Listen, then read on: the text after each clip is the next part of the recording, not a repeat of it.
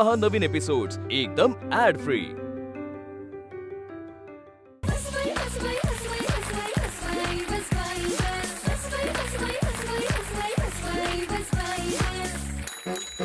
नमस्कार मंडळी, मी सुबोध भावे आपल्या सगळ्यांचं स्वागत करतो तुमच्या लाडक्या गप्पांच्या प्रवास दौऱ्यात, ज्याचं नाव आहे बस बाय बस. मंडळी, आयुष्याच्या प्रवासात समोर आलेली आव्हानं जरूर स्वीकारावीत, कारण त्यातून एकतर आपल्याला विजय तरी मिळतो किंवा पुढच्या विजयासाठी अनुभव तरी मिळतो. असंच अनुभव संपन्न होत नाशिक ते मायानगरी मुंबईचा यशस्वी प्रवास करणारी एक मनस्वी अभिनेत्री आज आपल्याबरोबर या बसनी प्रवास करणार आहे. काहे दिया परदेस या मालिकेतून अल्पावधीतच ही अभिनेत्री लोकप्रियतेच्या शिखरावर पोहोचली आणि अनेक उत्कृष्ट मालिका चित्रपटांमधून तिनं आपल्या अभिनयाचा ठसा उमटवला. तिच्या गोष्ट एका पैठणीची या चित्रपटाची अगदी आंतरराष्ट्रीय पातळीवर दखल घेतली गेली आणि नुकताच त्या चित्रपटाला सर्वोत्कृष्ट मराठी चित्रपटाचा राष्ट्रीय पुरस्कारही मिळाला. आता हीच अभिनेत्री झी टॉकीजच्या आगामी हर हर महादेव या चित्रपटात छत्रपती शिवरायांच्या पत्नी सईबाईंच्या भूमिकेतून आपल्या समोर येणार आहेत. तर जोरदार टाळ्यांनी स्वागत करूया सुंदर, गोड आणि चतुरस्र अभिनेत्री सायली संजीव हिचं.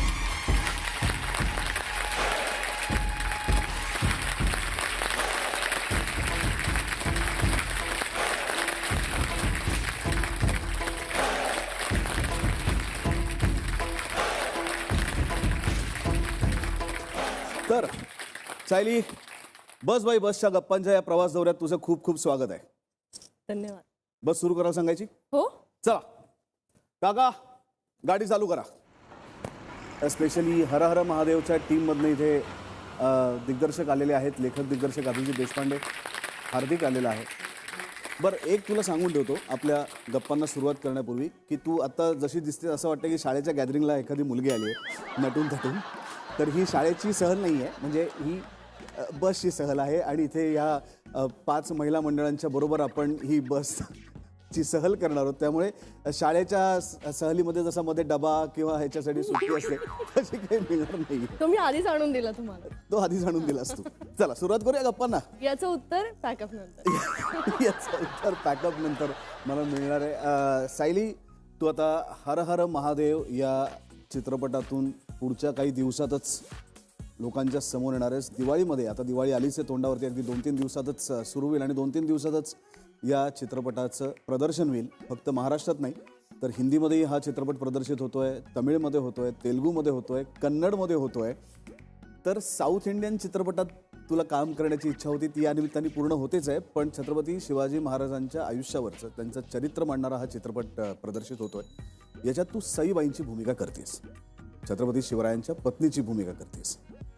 त्याच्यासाठी अभ्यास किती केलास? मी तुला एक पुस्तक दिलं होतं, ते तू वाचलं नाहीस हे मला माहिती आहे. पण दिग्दर्शकाबरोबर बोलून तू अभ्यास कसा केलास आणि तरी सुद्धा पुस्तक न वाचता तू ही भूमिका इतकी सुंदर पद्धतीने कशी रंगवलीस? तुम्हाला कोणी सांगत नाही का की तुम्ही तुमच्या मनाचं बोलू नका? नाही, मनाचं बोलण्यासाठीच तर हा शो आहे. म्हणजे हे सगळं आता हे त्यांनी पुस्तक दिलं वगैरे हे काही त्यांना सांगितलं नाही विचारायला मला. तरी पण ठीक आहे, तुम्ही महाराज आहात म्हणून मी आज मला अजिबात काहीच ओरडू शकत नाही.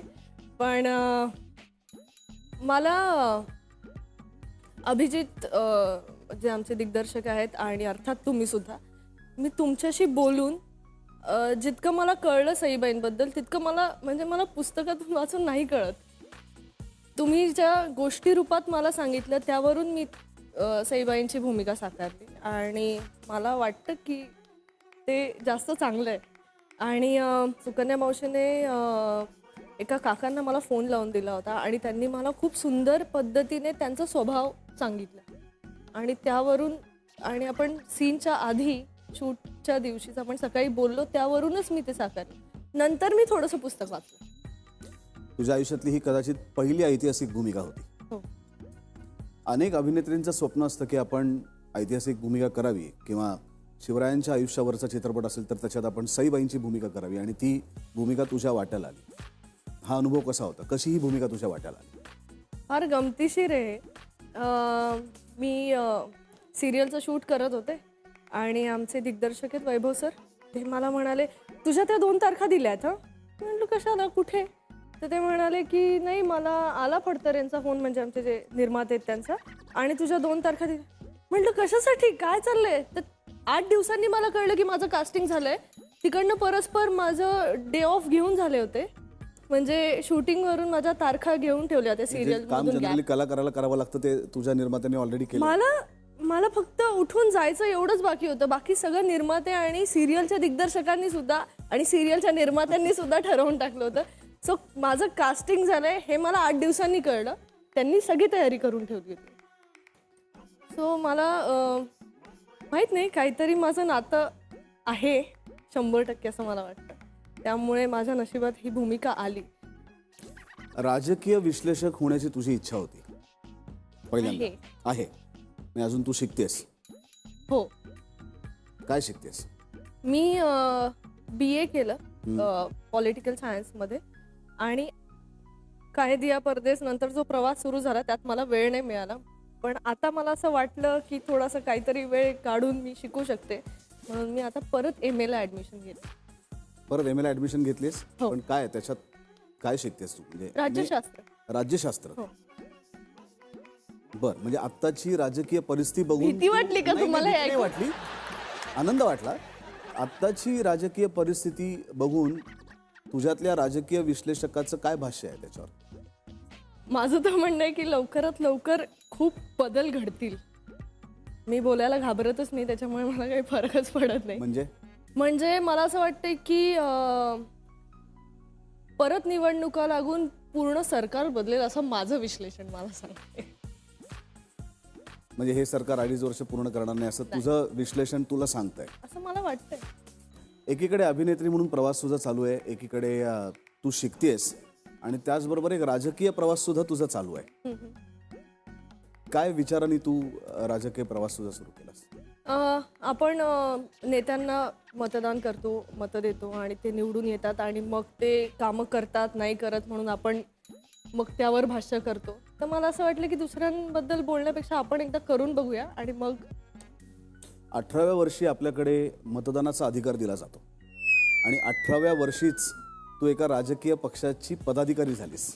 नाही, पदाधिकारी नाही झाले तेव्हा मी सदस्यत्व घेतलं. सदस्यत्व घेतलं. पदाधिकारी होऊन 6 वर्ष. 6 वर्ष झाली. पण म्हणजे मतदान देण्याच्या अगोदरच आपण सदस्यत्व घ्यावं असं का वाटलं तुला? मी आधी पॅन कार्ड पण नाही काढलं, मी काहीच नाही केलं, ड्रायव्हिंग लायसन्स पण नाही. मी आधी प्रवेश घेतला पक्षात. बर. सदस्य झाले आणि त्याच्यानंतर मी पॅन कार्ड, वोटिंग ID, आपलं आधार कार्ड, लायसन्स सगळं केलं. तू इतकी वाट बघत होतीस की कधी मी एकदा 18 वर्षाची होते आणि मी सदस्य मी 10वी पासून वाट बघत होते की कधी मी जॉईन होऊ. लहान 18 वर्षाच्या आधी अनफॉर्च्युनेटली आपल्याला नाही प्रवेश घेता येत. बरं, ठीक आहे. आता आपण वळणार आहोत आपल्या महिला मंडळाकडे, पण त्याआधी आपल्या या प्रवासामध्ये काही पाहुणे अचानक आपल्या बरोबर येतात. कदाचित काही पाहुणे नसतात, काही अनोळखी व्यक्ती असतात आणि मग ते आपले घरचे होऊन जातात, कुटुंबियांपैकी एक होऊन जातात. हा प्रवास सुरू असताना अचानक बस थांबल्याचा मला आवाज आला आणि माझ्या लक्षात आलं की कोणीतरी एक पाहुणा आपल्याकडे येणार आहे. या पाहुण्यांनी आपल्या अभिनयाची छाप फक्त मराठी चित्रपटसृष्टी नाही तर हिंदी चित्रपटसृष्टीवरही सोडलंय. आज त्याच्या अभिनयाच्या प्रेमात भारतातले कित्येक जण आहेत. स्वतःच्या दमदार अभिनयाने स्वतःची ओळख निर्माण करणारा असा हा आमचा अभिनेता मित्र शरद केळकर याचं जोरदार टाळ्यांनी स्वागत करूया.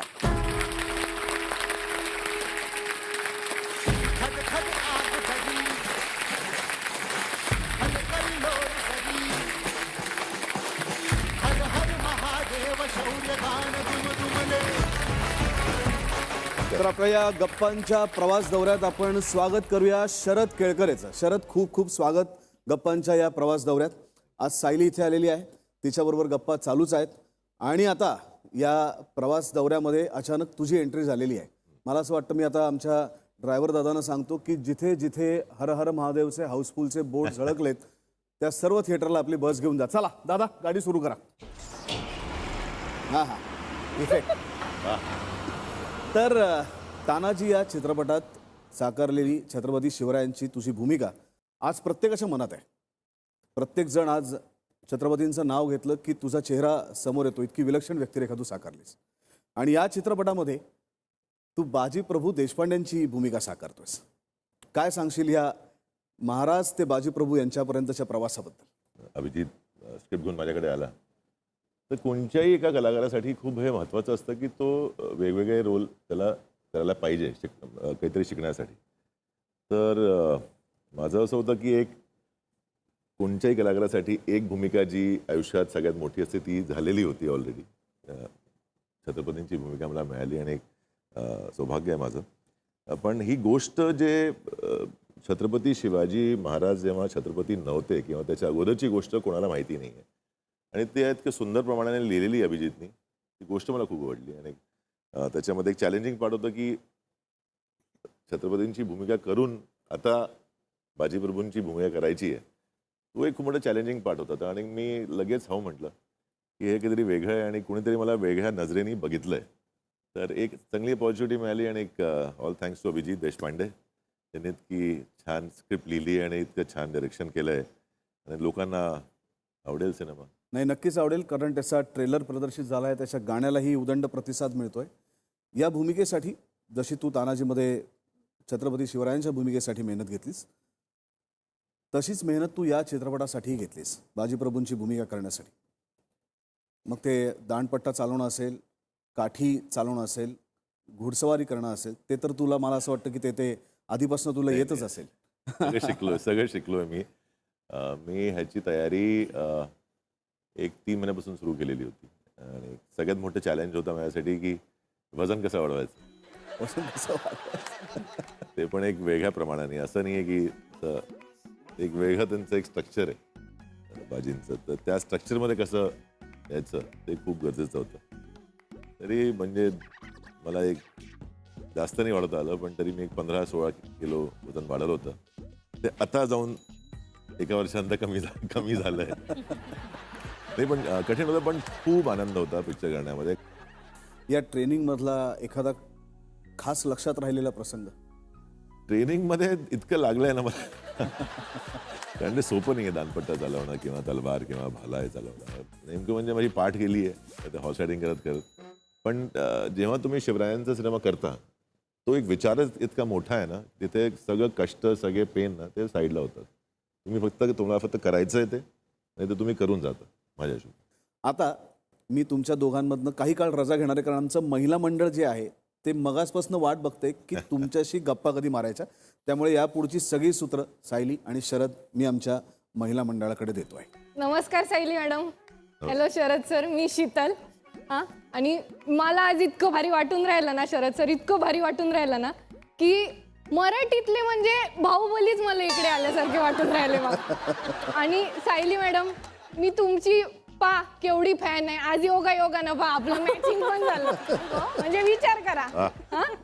पण सायली मॅडम, मला तुम्हाला विचारायचं आहे की बा आमच्या सारखेले सकाळी उठल्या उठल्या कसं चहा लागते, कोणाला कॉफी लागते, तुम्हाला म्हणे सकाळी उठल्या उठल्या टीव्हीच लागते म्हणे. म्हणजे मी ब्रश हातात घ्यायच्या आधी मी टीव्हीचा रिमोट घेते आणि बातम्या लावते, त्याशिवाय मी ब्रश पण नाही करू शकत. बापरे, असं काऊन पण मॅडम? तुम्हाला काय बघायचं राहते एवढं important?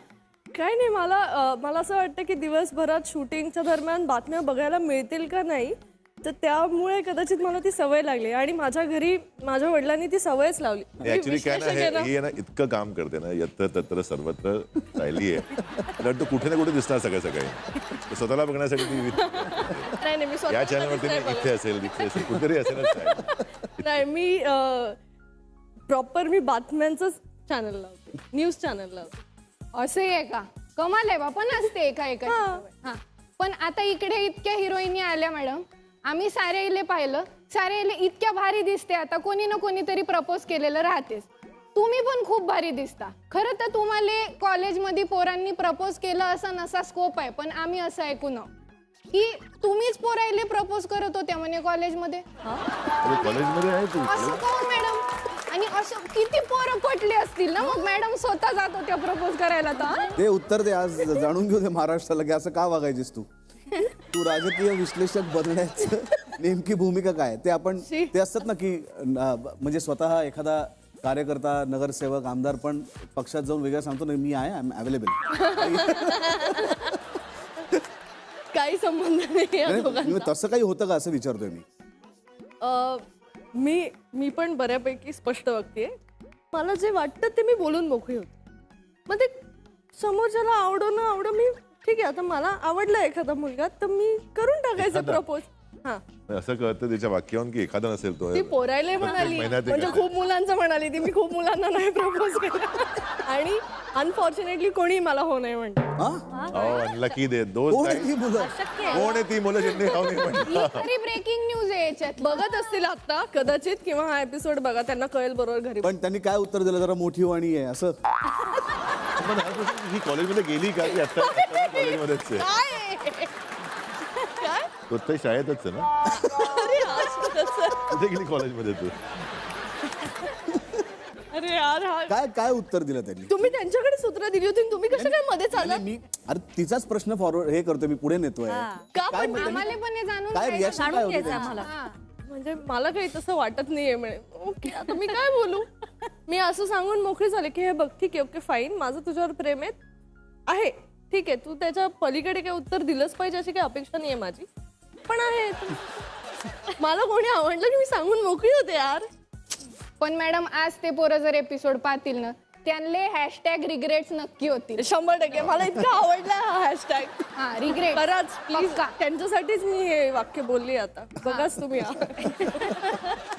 Sharad sir hi sir आमच्यासारख्या साध्या माणसांचं कसं राहते आम्ही कुठं असे हॅशटॅग हायलाईट होतच नाही. म्हणजे मी मुंबईत इतके महिने एका बिल्डिंग मध्ये भाड्याने राहते सर पण अजून पण तिथला सिक्युरिटी गार्ड मला अडवते सांगा.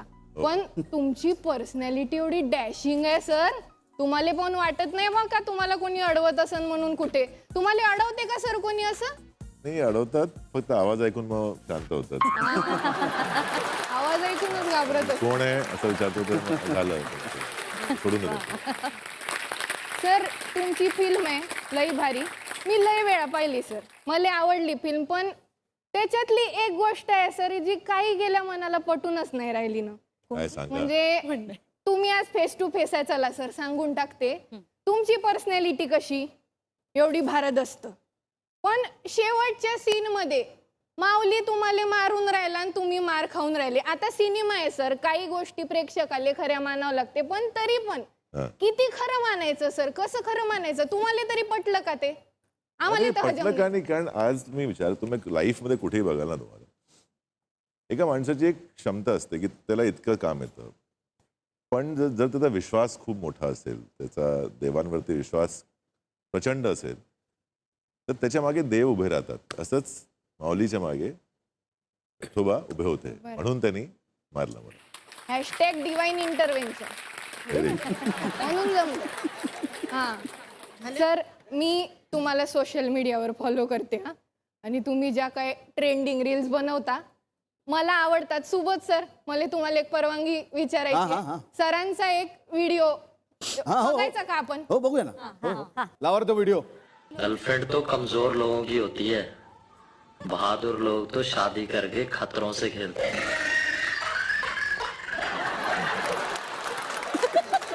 सर तुम्ही हाच व्हिडिओ बनवायला चूज कोण केला असं नो म्हणजे तुम्ही मॅडमला घाबरून बनवला का हा व्हिडिओ? कोणता असा माणूस आहे जो आपल्या बायकोशी भीत नाही मला काही बाहुबली असो काही असो तो आवाज नाही चालत माझा घरी. आवाज असा आहे ना घरी नसतो घरी मी असाच असतो थोडासा असा. तुम्ही आता बाहुबलीचा उल्लेख काढलात शरद इकडे आहे तर मी काही लाईन्स वाचणार आहे. एक एक लाईन्स वाचणार आहे मी तर बाहुबली कसं म्हणेल ते तुला म्हणायचं आहे ठीक आहे. हो. पहिली लाईन आहे शहरातलं येडं आणि भजाला म्हणतं पेड. अगं देवसेना शहरातलं येडं भजाला म्हणतं पेड. देवसेना ऍड केल्याचे फार मला आवडले. एक न धड भाराभर चिंध्या. उद्विग्न झालाय बाहुबली उद्विग्न झालाय. तू माझी परीक्षा घेतोय का? नाही इथे लिहिलेलं मी वाचून तूच लिहिलं अशी मला नाही, माहिती का आहे. लिहिलं? 100% तूच लिहिलंय. काही दिलं नाही. हे म्हणजे तू लिहून देणार का? अभिजित करू शकतो बाबा. हा. अभिजितनी 5 भाषांमध्ये दिलं असतं ना तुला. राजमाता शिवगामी देवी एक न धड. एक न धड भारावर चिंध्या. वा वा वा नशिबानं दिलं ही खरी बाहुबलीची अवस्था. नशिबानं दिलं आणि कर्मानं नेलं. नशिबाने दिलं आणि कर्माने नेलं. बर पुढचं आहे, माकडाला हळकुंड गवसलं. हे तू दिलंय. माकडाला तू लिहून पाठवायला आला. माकडाला हळकुंड गवसलं आणि दुकान मांडून बसलं. हा, काय हा असं दे ना आपण. खालचं. हा, माकडाला हळकुंड गवसलं मामा आणि दुकान मांडून बसलं. वा, वा, वा. चला तुमचे झाले.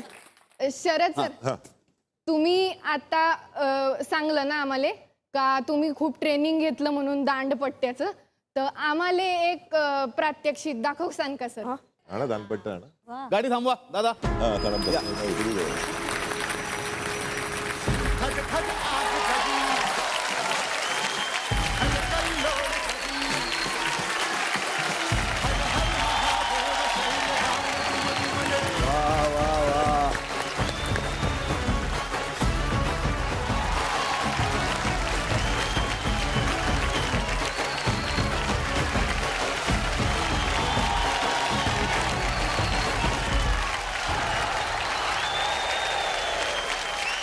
दादा बस चालू कर पुढे.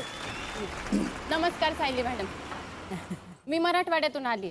आमच्याकडे ना लई पाऊस नसतो बरं का, पण पावसाची चावल जरी लागली ना तर आमचा आनंद असा गगनात मावत नाही, म्हणजे लई खुश होतो आम्ही. पण आभाळ गडगडायला लागलं तर तुम्ही म्हणे लपायला जागा शोधता, म्हणजे वीज अंगावर पडते की काय अशी भीती वाटते त्यांना. घाबरतात त्या. हा, हे कोणी रिसर्च केली आहे यांच्यावर? कोणी रिसर्च केलं यांच्यावर इतकं? आमची टीम विलक्षण आहे. मला भीती वाटते यार. आता वाटते काही लोकांना कशा कशाची भीती. पण समजा तुझ्याकडे एक तुला साऊथचा पिक्चर करायचा आहे जो तू करशील पुढच्या काही काळात, आणि त्याच्यात तू हिरोईनचं काम करतेस, आणि अर्थात मोठ्या बजेटचं पिक्चर आहे, त्यांनी असं उंच डोंगर दऱ्यावरती असं कुठेतरी शूटिंग लावलंय, मजबूत धुवाधार पाऊस आहे, जोरदार विजा कडकडतायत, आणि त्याच्यात तुला रोमॅन्टिक गाणं करायचं करशील. खरा पाऊस आहे. रडत रडत करेन, त्याला सांगेन डोळ्यातले romantic अश्रू गाणं आहे. म्हणजे प्रेमाचे अश्रू आहेत ते असंच करून घ्या. पण रोमॅन्टिक आहे. चांगलं ना कोणीतरी बरोबर असेल ना, म्हणजे तेव्हा अच्छा, एकटी बरोबर असं चालतं म्हणजे कोणी बरोबर असेल. अच्छा, अच्छा. एकटी एकटा असेल तर एकटा मी प्रॉब्लेम. घाबरते, मी खूप घाबरते. पण एकटी तू अशी नुसती त्या सगळ्या उद्वेगात चालत चालत चाललीस जंगलातनं, आणि त्याच्यात पाऊस आहे, वादळ आहे, आणि हे फक्त हेच इमॅजिन करू शकतात ना माझ्याबद्दल असं. तर काय करशील असं विचारतोय. नाही माहिती, मी रामरक्षा म्हणत म्हणत रामरक्षा. म्हणजे मला एक गोष्ट कळली मला की हनुमान चालीसा नाही म्हणणार. ते पण म्हणू शकते. पाठ नाहीये माझी.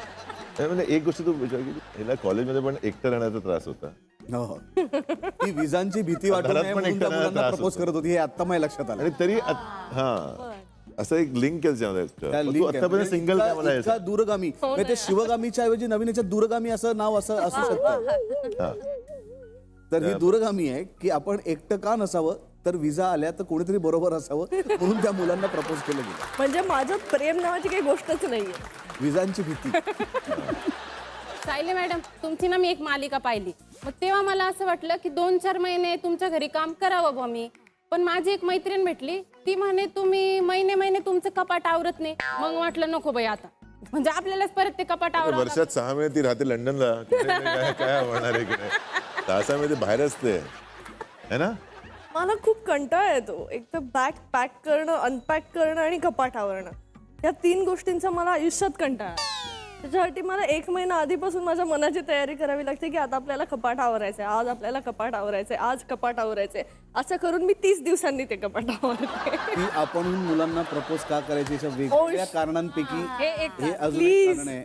तो येऊन कपाटावर येईल. तो येऊन कपाटावर आहे. असं काय नक्की झालं. तो बिचारा आपलं येऊन बॅग भरतोय, कपाट आवरतोय, सगळं करतोय. एक होता त्यातला एक होता एक होता ज्याला कपाट आवरता यायचं. तो खूप नीट नेटका होता, जो बॅग पण इतका उत्तम भरायचा. म्हणजे मला माहिती होतं असं. कसं माहिती होतं? मला माहिती होतं. कॉलेजमध्ये तो सॅग वगैरे भरून ठेवत असेल ना, त्याची व्यवस्थित अशी. नाही नाही, पुस्तकं कशी म्हणजे तो मला वाटतं तो रोज आवरायचा की काय कपाट, कारण असं काही ते नाही मला आज कपाट आवरायचंय, आणि म्हणून तो असं म्हणजे मी हे ऐकलंय. तेच तो तुझ्या नजरेत भरला. केरला कपाट आवडणारा मुलगा. हा कपाट आवरणारा मुलगा. नमस्कार. शाळेत कसं असतं, परीक्षेच्या आधी साधारणपणे मुलं पुस्तकं चाळतात, पण तू सिनेमा बघायचीस, पेपर कसा जायचा? पेपर छान जायचा. पण याचा माझ्याकडे किस्सा आहे. मी टीव्ही बघण्याचे फायदे पण खूप आहेत. असंभव नावाची सिरियल होती आपल्याकडे, तर त्याचं टायटल सॉन्ग जे होतं त्याच्यात पहिले श्लोक होता, नैनम चिंदंती शस्त्राणी नैनम दहती पावका. तर त्याचं मला आलं होतं संस्कृतमध्ये, तर तो श्लोक माझा त्या टायटल सॉन्गमुळे पाठ झाला होता. तर त्याला मला 10 मार्क आहेत. वा. नमस्कार शरदजी. तुमचं व्यक्तिमत्व, हा असा भारदस्त आवाज, म्हणजे लाखो चाहते आहेत खरं तर तुमचे, पण एकेकाळी तुम्ही बोलताना सुद्धा अडखळायचात, त्यावर कशी मात केली? लहानपणापासून आता हा एक प्रॉब्लेम होता, पण त्याचा उपाय काय हे नव्हतं माहिती. पण म्हणतात ना, जेव्हा आपल्यावर येते तेव्हाच माणूस शिकतो. तसं तर जेव्हा मी मुंबईला आलो काम करायला आणि जेव्हा ॲक्टिंगचं एक चान्स मिळाला, त्याच्यामध्ये डायलॉग बोलायचे होते आणि डायलॉगमध्ये तुम्ही स्टॅमर नाही करू शकत. मग तुम्हाला एका शोमधनं काढून टाकलं बाहेर. काढून टाकलं? हो, 5 दिवसामध्ये. केला डायलॉग बोलता नाही येत त्याला काढा. त्याच्यानंतर मला कळलं की आता इथे काम करायचं तर काही ना काही शिकावं लागेल, किंवा हा जो प्रॉब्लेम आहे त्याच्यावरती काही वर्क करावं लागेल आपल्याला. लोकांना बऱ्याच वेळा म्हणलं की ह्याच्यामध्ये खूप सायकोलॉजिकल प्रॉब्लेम्स आहे म्हणून, किंवा कॉन्फिडन्स नाही आहे मुलांमध्ये म्हणून ते स्टॅमर करतात. पण मी असा एक अनुभव घेतला की नाही यार, आपण कॉन्फिडन्स तर भरपूर आहे, जास्तच आहे लोकांपेक्षा, आणि भीती कोणाची नाही आहे. पण मग काय इश्यू आहे माझ्यामध्ये स्पेसिफिकली, म्हणजे बऱ्याच लोकांमध्ये तो असतो, तो लोकांना कळत नाही, पण माझ्या ब्रीदिंग पॅटर्न म्हणजे श्वास घेण्याची जी पद्धत असते त्याच्यामध्ये प्रॉब्लेम होता. बरं. जर तुम्ही अनलाइज कराल आपल्या श्वासाला की तुम्ही तुमचं इनहेल एक्झेल कसं होतंय, तुम्ही श्वास कसा घेताय कसा सोडताय, तर त्याच्यावरती थोडं लक्ष दिलं तर या प्रॉब्लेमवरती तुम्ही कंट्रोल करू शकता, माझं असं मत आहे. आणि मी बऱ्याच इन्स्टिट्यूटमध्ये लोकांना शिकवतो की कसं स्टॅमरिंगवरती तुम्हाला चेंज करता येईल आपलं आयुष्य, की तुम्ही स्टॅमर करताय त्याचं रिझन काय आणि त्या रिझनसाठी तुम्हाला काय करायला पाहिजे. पहिली गोष्ट तर आपल्या घरात तुमचा कोणताही मुलगा जो स्टॅमर करतो किंवा मुलगी स्टॅमर करते, त्याला असं नाही म्हणायचं की तू चुप राहा, तू जर बोलू नको. नॉर्मली ही एक नॉर्मल टेंडन्सी असते की तू हळू बोलणार आहे किंवा तू रखडणार आहे तर राहू दे, बोलू नको. हे बंद करा पहिल्या गोष्ट तर आपल्या मुलांबरोबर, कारण मग ते आयुष्यभर इम्पॅक्ट होतं त्याचं. मग त्यांच्यामध्ये कॉन्फिडन्स हे सगळं कमी होत जातं, कारण त्यांना कोणी बोलू देत नाही, अँगर इश्यू वाढतात.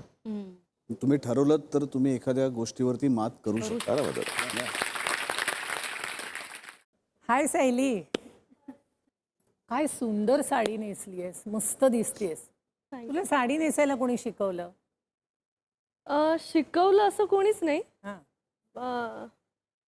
मी माझीच शिकले नंतर. अरे वा. आणि इतक्या भारी भारी साड्या घालतेस, मग तू विकत घेतेस का शूटिंगच्या सेटवरच्याच साड्यांमध्ये फोटो काढतेस?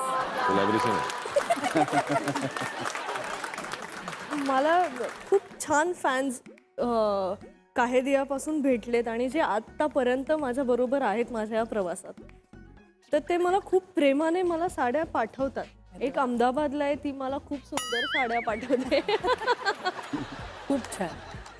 प्रत्येक मुलीचं एक स्वप्न असतं की एकदा तरी शाहरुखला भेटावं, आणि तू तर म्हणजे शाहरुखनी तुझा हात हातात घेऊन तुझ्याशी गप्पा मारल्या.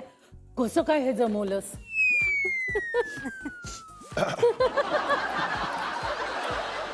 माझ्या मित्राच्या लग्नात म्हणजे लग्न झालं, रिसेप्शन झालं आणि मी निघाले की आता मला नाही थांबायचं, आता मी चालले. मग खूप झालं, 12:30 वगैरे रात्री. आणि तेव्हा मी निघाले आणि असं पहिले एक अशी वाईब आली, म्हणजे कसं काहीतरी वाटलं की काहीतरी येत आहे हां आता इकडे. आणि सगळे लिफ्ट्स बंद केले होते, त्यामुळे मी अडकले होते. 3-4 लिफ्ट होत्या त्या हॉटेलला, सगळ्या बंद होत्या. मला असं झालं की काय झालं, आणि असं समोरून असं एक व्यक्ती अशी चालत आली आणि अशी आतमध्ये गेली. तुम्ही अशी बघतच वेड्यासारखी उभी राहिले की काय झालं आत्ता माझ्याबरोबर. आणि त्यानंतर मग शाहरुख म्हणजे माझ्या मित्राला त्याच्या फॅमिलीला भेटून बाहेर आलं आणि माझी ओळख करून दिली गेली, तर त्यांनी पूर्ण वेळ माझा हात असा हातात धरून माझ्याशी बोलले. तर मी अगो, काय? मला काही आठवत नाही ते काय बोलले, पण मी फक्त अशी बघत होते. पण माझ्याकडे ते म्हणजे लकीली कोणीतरी संपूर्ण फोटोज काढले त्या पूर्ण याचे. वा वा. म्हणजे ते 5 मिनिटं त्यांनी माझा हात, 5ही मिनिटं असे फोटोज आहेत. एकदा असा हात धरलेला, एकदा असा हात धरून असा खांद्यावर पाठीवर हात ठेवलेला आहे, त्यानंतर मिठी मारून फोटो काढला. असे सगळे फोटोची सिरीज आहेत माझ्या. शरद नमस्कार. नमस्कार. आमचे हे मी खरेदीला गेल्यानंतर प्रत्येक पैचा हिशोब माझ्याकडनं घेतात. तुम्ही तुमच्या बायकोला दिलेल्या खर्चाच्या पैशाचा हिशोब घेता का? नाही नाही, चुकीचा प्रश्न आहे. मी देत नाही पैसे, ती मला देते खर्चासाठी पैसे. आपल्याला नाही येत, अथॉरिटी नाही येत की आपण पैसे देऊ, आपण पैसे घेतो. आज पॉकेट मनी द्या, थोडी जरा काम आहे बाहेर. आज कॉफी प्यायलो, आता हे बिल आहे पहा, हे बिल 280 रुपयाची 2 कॉफी, 1 कॉफी प्यायलो, इतकी महाग का प्यायला, असं सगळं. म्हणून मगाशी बायकोला घाबरता असं म्हणाला. सगळेच घाबरतात, सगळे दाखवत नाही, मी दाखवतो. नमस्कार सायली, मी कोकणात नाही लय. नमस्कार. आता लग्नामध्ये कसा नवरीच्या हातावर मेहंदी काढूची असली ना की मुली बोलवतात मेहंदी काढू. पण मी असं ऐकलं की तुका पण मेहंदी काढूक येता.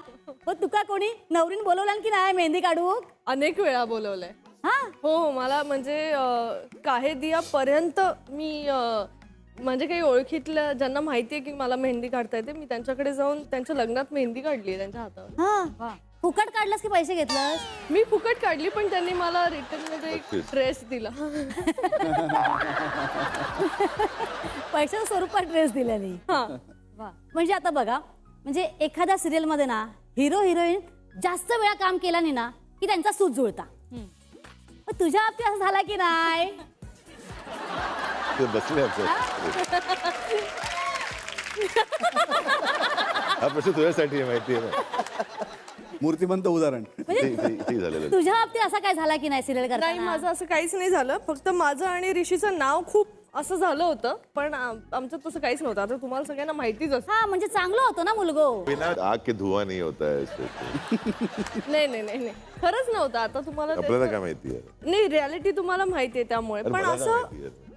का नसेल माहिती? ह्यांनी रिसर्च केलं, मी थोडं रिसर्च केलं. पण ते ऋतुराज गायकवाडच्या बाबतीत पण झालं होतं की तू त्याच्याशी- तुम्ही आम्हाला प्रश्न अरे विचारला. लोकांच्या मनात आहे हा कार्यक्रमच त्याच्यासाठी अरे आहे. असेल तर प्लीज मला बॅट पाहिजे, त्याच्याकडे मला बॅट पाहिजे. बॅट मी मिळवून देऊ शकते, कारण तो माझा खरंच खूप चांगला मित्र आहे. नक्की आणि प्लीज एक बॅट नक्की, मला. मी 100% खूप क्रिकेट खेळत होतो, मला नक्की. प्रॉमिस प्रॉमिस आहे. पण तुम्ही ऍक्च्युली टीव्हीवर सांगितलं. झालंय असं की बरेच आता IPL खेळणारे त्यातले 2-3 हे माझे फ्रेंड्स आहेत. वेगवेगळ्या टीम्स बरोबरचे. काय एक RCB मध्ये आहे, ऋतुराज CSK मध्ये आहे, आणि अजून एक तुषार म्हणून आहे, तो पण CSK मध्ये. तुषार देशपांडे. हा, तर हे माझे मित्र आहेत आणि हे लोक सगळे काहेदियाचे फॅन होते. आणि आय वॉज व्हेरी सरप्राईज की क्रिकेटर्स काहेदिया का म्हणजे सिरियल्स का बघतील. पण ते एक तर माझ्यापेक्षा खूप लहान आहेत सगळे, आणि ते सिरियल. हो, दोन गुणे लहान आहे का इंडस्ट्रीमध्ये? ते देवा. शरद दादा, कोकणात कसा एखादा काम निर्विघ्नपणे पार पाडण्यासाठी ना आम्ही नवस बोलताव, गाराणा घालताव. मग तुम्ही कोणत्या कामासाठी नवस केलास काय? नाही म्हणजे मी करतो, बायकोला प्रेम करतो. हे काम झालं तर म्हणून आपण बाहेर फिरायला जाऊ. हे काम झालं तर मग आपण असं करू, तर देवी तीच आहे घरात. तर झाले प्रश्न संपले? चला, महिला मंडळाचे प्रश्न संपलेले आहेत आणि आता वेळ झालेली आहे की हर हर महादेवच्या टीमपैकी पुढच्या व्यक्तीला इथे बोलवण्याची. पण त्या अगोदर शरद आज वेळात वेळ काढून इथे आला, त्यामुळे त्याला आता आपण निरोप देणार आहोत. पण शरद जाण्या अगोदर सिनेमा आता अगदी 2 दिवसातच रिलीज होणार आहे, तर पुन्हा एकदा प्रेक्षकांना काही आव्हान करायचं तुला? आपला सिनेमा आहे, आपल्या लोकांनी केलेला सिनेमा आहे, आणि एक जे आपले देव आहे त्यांच्याबद्दल सिनेमा आहे. तर नक्की जाऊन थिएटरमध्ये बघा हर हर महादेव. आम्ही खूप प्रयत्न केला आहे की हा मराठी चित्रपटांमधनं सगळ्यात मोठा आणि चांगला सिनेमा तयार झाला आहे. प्लीज जाऊन बघा आणि थिएटरमध्ये जाऊन बघा. पहिला सिनेमा आहे जो 5 लँग्वेजमध्ये रिलीज होतो. खूप आम्ही मेहनत घेतली तर प्लीज जाऊन थिएटरमध्ये बघा पिक्चर. मला खात्री आहे की ज्या पद्धतीने तुझ्या छत्रपती शिवरायांच्या भूमिकेवरती लोकांनी प्रेम केलं त्याच पद्धतीने बाजीप्रभू देशपांडे या तुझ्या भूमिकेवरही लोक तितकंच प्रेम करतील आणि त्यांचा आशीर्वाद तुला देतील. या चित्रपटाला बस बाई बसच्या संपूर्ण टीमकडनं, बघणाऱ्या सर्व रसिक प्रेक्षकांकडनं आणि आमच्या सर्व सहकाऱ्यांकडनं मनपूर्वक शुभेच्छा. दादा बस थांबवा या.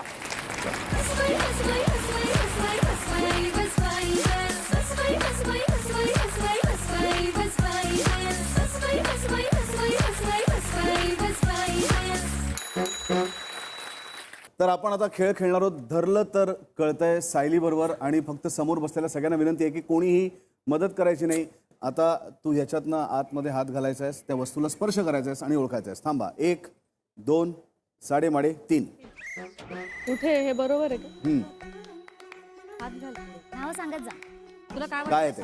ही पैठणी आहे. ही पैठणी आहे. बर आणि काय असू शकतं? ही पैठणीच आहे. नक्की? मला पुढे एवढंच दिसतंय हात.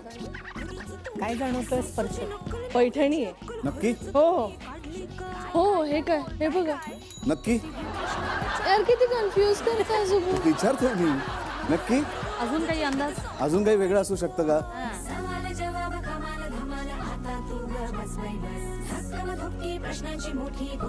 नक्की? नक्की सांग काय. नावं घेत जा ना. अजून काय? अगं पुरस्कार मिळाला तुला हो बरोबर आहे ना, पैठणीच आहे. नक्की पैठणी आहे? तुम्ही मला खूप कन्फ्युज मी करता. नाही कन्फ्युज करत आहे. मी तुला अजून नक्की chance नक्की देतोय. 4 वेळा का विचारलं? बरोबर असेल तर हो म्हणावं लागेल. नाही पण बरोबर आहे का असं विचारत होतो मी. चला काउंटडाऊन सुरू. 5 4 3 2 1. चल यार काय लुंगीला पैठणी म्हणणाऱ्या अरे हे नाशिकच्या हे असेच काठ असतात. पण मग तुला कळलं का ही लुंगी आहे म्हणून? तू पैठणी म्हणलीस की नाही? तर आता पुरुषांनी आपल्याला पैठणी नेसायला मिळत नाही म्हणून वाईट वाटून घेण्याचं काही कारण नाही. कारण यानंतर पुरुष मंडळी कळणार आहे? लुंगी ही पैठणी म्हणून नेसू शकतात किंवा घालू शकतात. या पुढची गोष्ट. 1 2 साडेमाडे 3.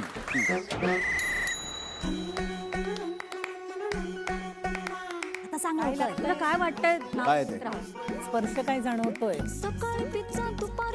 हळकुंड हा? काय? हळकुंडासारखं काहीतरी. वा वा वा वा वा. बरोबर आहे. 1 2 साडेमाडे 3.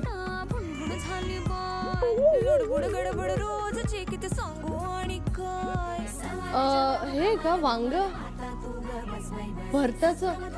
वा वा वा वा वा वा. अरे नाशिकची मुलगी आहेस तू. पुढचा पदार्थ. पदार्थ आहे. Thank you so 1 2 साडेमाडे 3. आता पटकन ओळख. आता पटकन ओळख त्याला.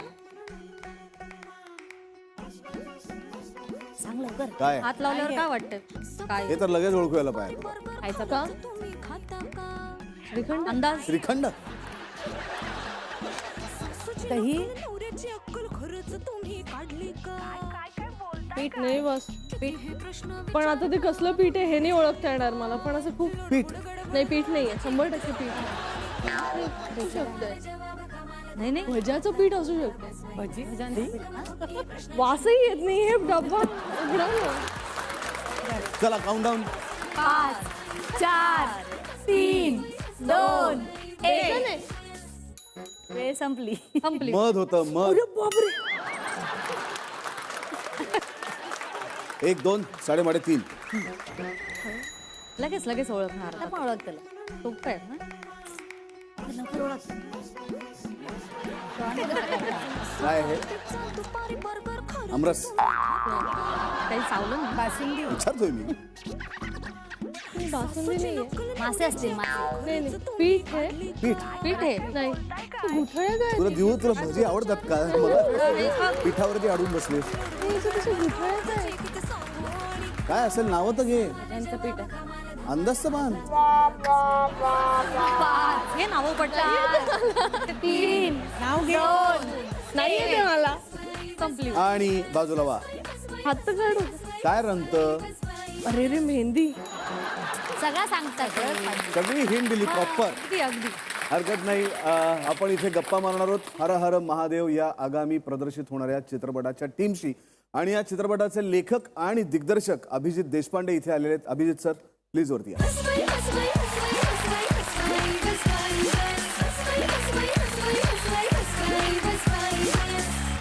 तुम्ही आता खेळ बघितलात की हा खेळ होता धरलं तर कळतंय. तर याच्यामध्ये एखाद्या वस्तूला धरायचं आहे आणि फक्त स्पर्शामधनं ओळखायचं आहे की आपल्याला काय कळतंय, वस्तू काय ती कळतेय.